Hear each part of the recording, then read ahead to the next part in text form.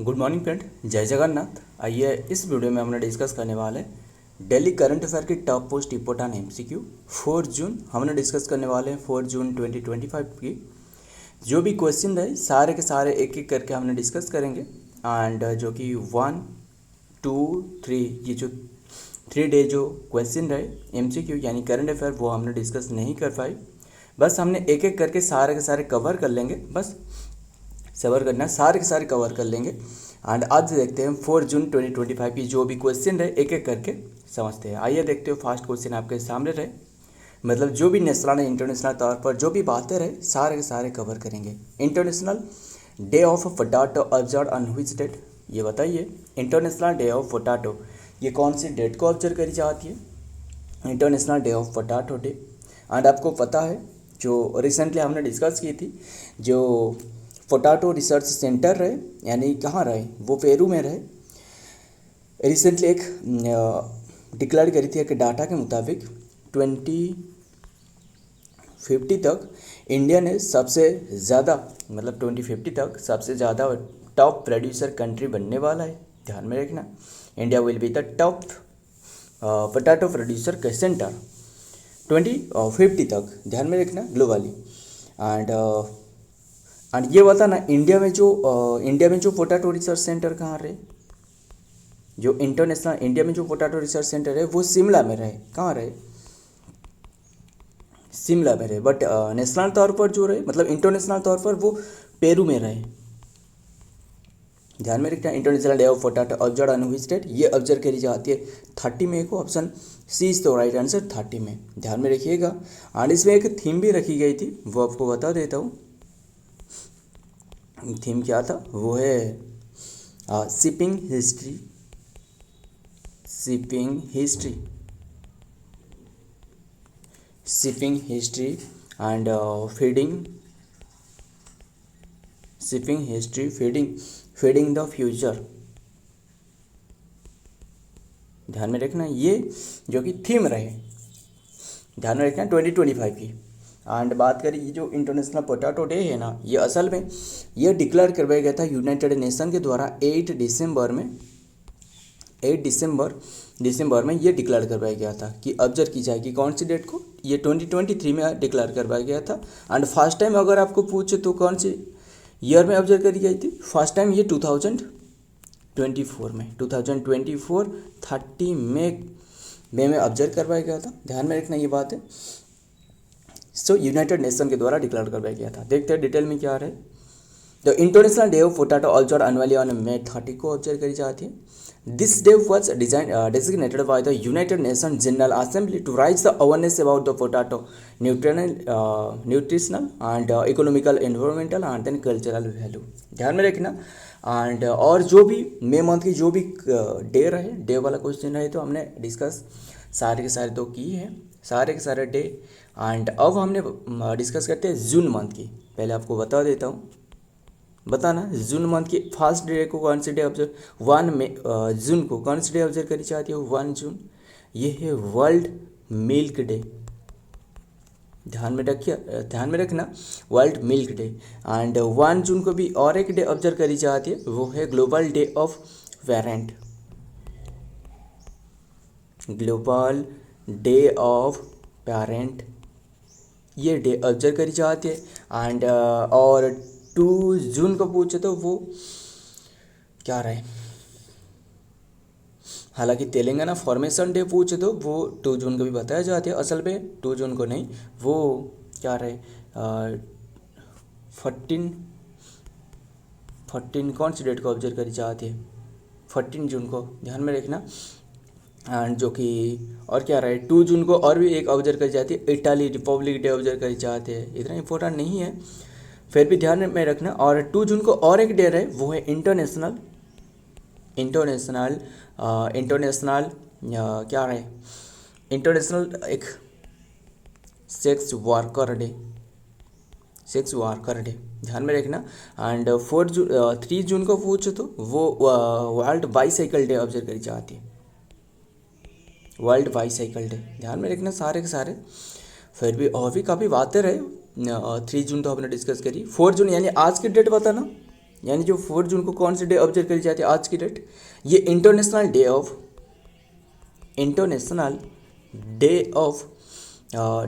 यार है children innocent children है, फिर चिल्ड्रन इनोसेंट एक डे रहे जो कि international day of innocent children day,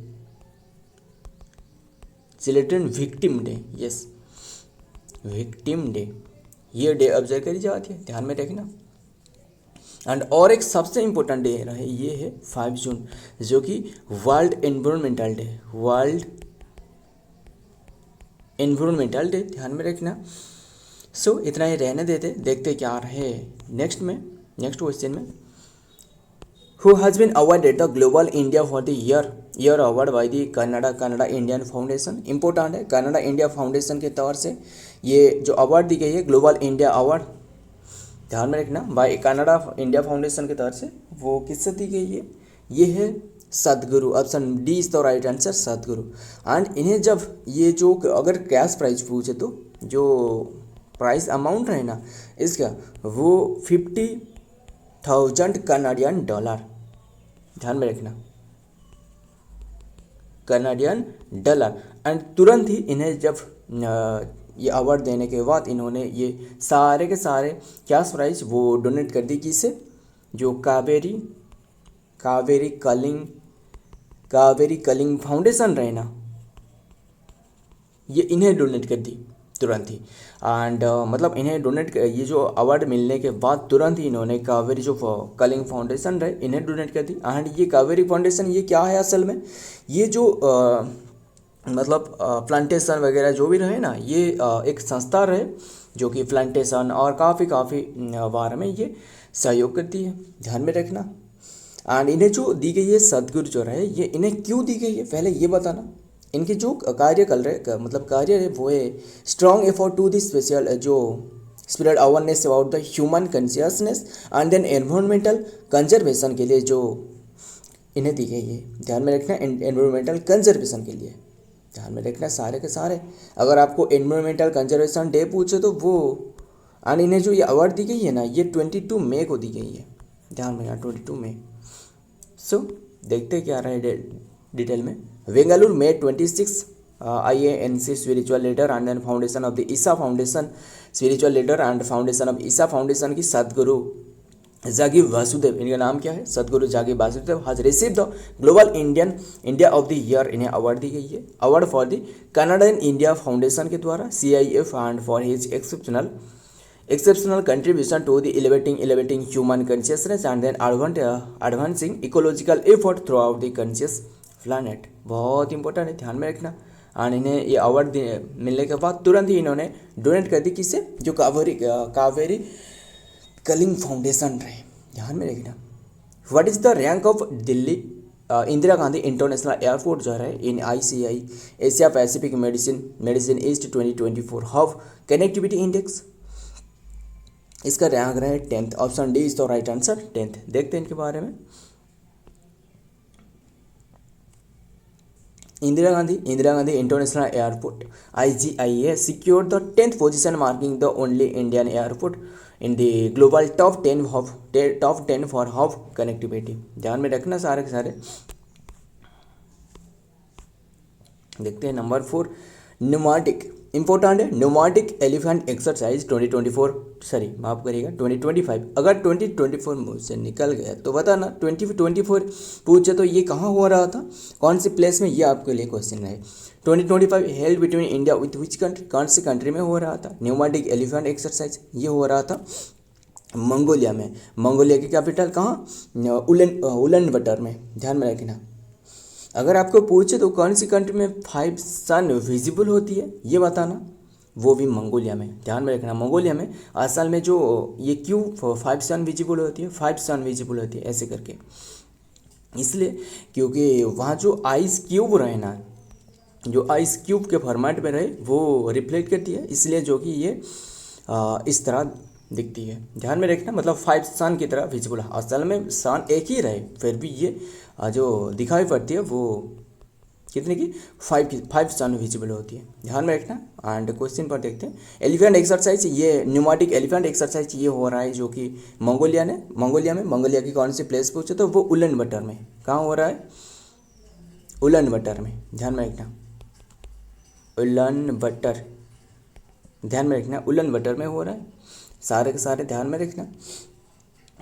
and और एक क्या रहे, क्या पूछा था आपको, जो 2024, यस 2024 की जो ये नोमांटिक एलिफेंट एक्सरसाइज ये हो रहा था कौन सी प्लेस में, कहाँ हो रहा था, मेघालय में हो रहा था, मेघालय की उमोरोई में, मेघालय की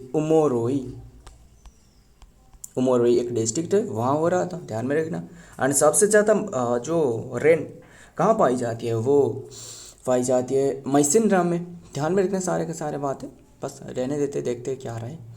एंड और एक बात रहे बताना, मंगोलिया की कैपिटल तो उलन बटर हो गया। एंड देन मंगोलिया की करेंसी बताना, India Mongolia joint military exercise Nomadic Elephant 2025 commences in Ulaanbaatar में हो रहा है। एंड पिछले साल जो 2024 हो रहा था वो मेघालय की उमरोई में हो रहा था। एंड कैपिटल पूछे तो मंगोलिया की वो है, क्या रहा है, कैपिटल पूछे तो वो मंगोलियन टुगरेक रहे,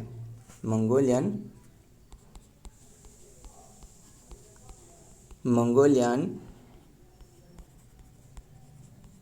टुगरेक, ध्यान में रखना सारे के सारे बात। आइए देखते हैं नेक्स्ट पर, बताइए who has become the youngest Indian successfully climb 7 week mount, जो 7 माउंट वीक रहे वो क्लाइम करी है, क्योंकि किसने रहे, अगर आपको जो अरुणिमा सिन्हा देख रहे हो ये सबसे मतलब जो दिव्यांग व्यक्ति रहे यानी क्लाइम करने वाला ये अरुणिमा सिन्हा रहे, ध्यान में रखना। आगे के क्वेश्चन का सही आंसर है Vishwanathan Karthikeya, option C is the right answer, Vishwanathan Karthikeya, इन्होंने जो कि 7 माउंट जो चोटियों पर वो क्लाइम करी है, विश्वनाथ कार्तिकेय। एंड सबसे युवा रहे, ध्यान में रखना ये बात है, देखते हैं डिटेल में क्या आ रहा है। हैदराबाद टीनेजर, ध्यान में रखना, Hyderabad teenager Vishwanath Kartikeya Padakanti has become the youngest Indian to second youngest person in the world compared the legendary 7 summit challenge and scaling the highest peak on the each content of the feet of the that rank among the most prestigious global and mountaineering, ध्यान में रखना।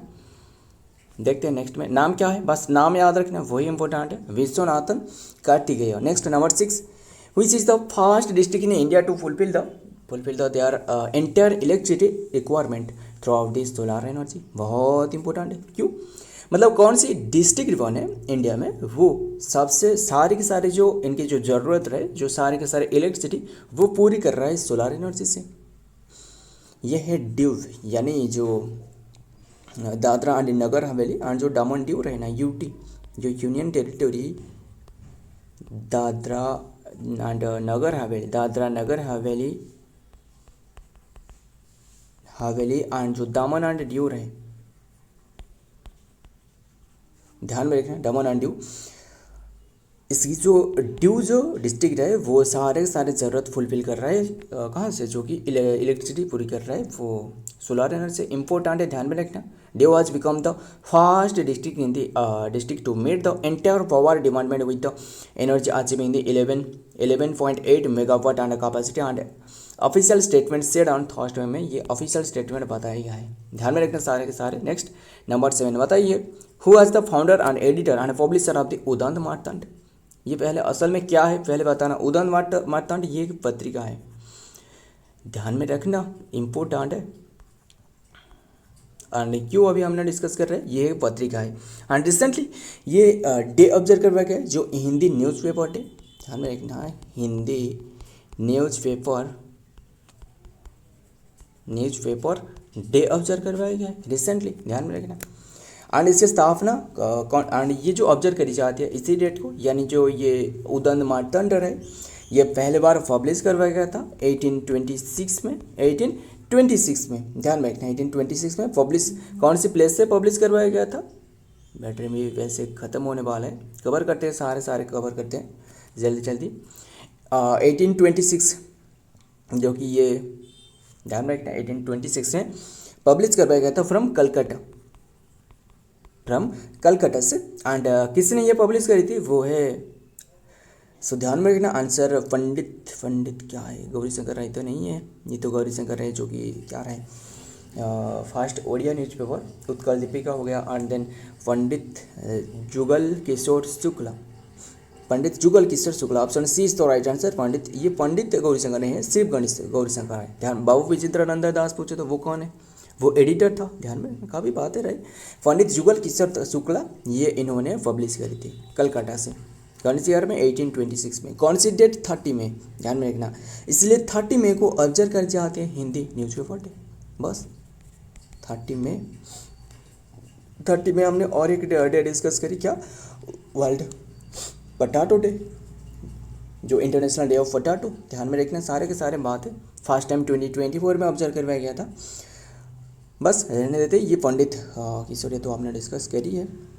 And और क्या बात रही, और जो international potato day ये तो हमने डिस्कस करी, 30 मई को पोटैटो डे को ऑब्जर्व करी जाते 30 मई। और एक इम्पोर्टेंट बातें रहे, एंड अगर इंटरनेशनल पोटैटो सेंटर पूछे तो वो पेरू में रहे, अगर नेशनल पोटैटो रिसर्च सेंटर पूछे तो यानी जो इंडिया की नेशनल पोटैटो रिसर्च सेंटर वो शिमला में रहे।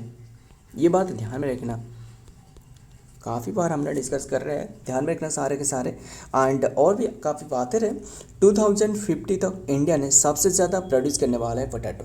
ध्यान में रखना, ये एक रिपोर्ट के मुताबिक ये बताया गया है, ध्यान में रखना। बस रहने, और एक डे रहे गोवा डे। कौन से डे को ऑब्जर्व करी जाती है, गोवा डे।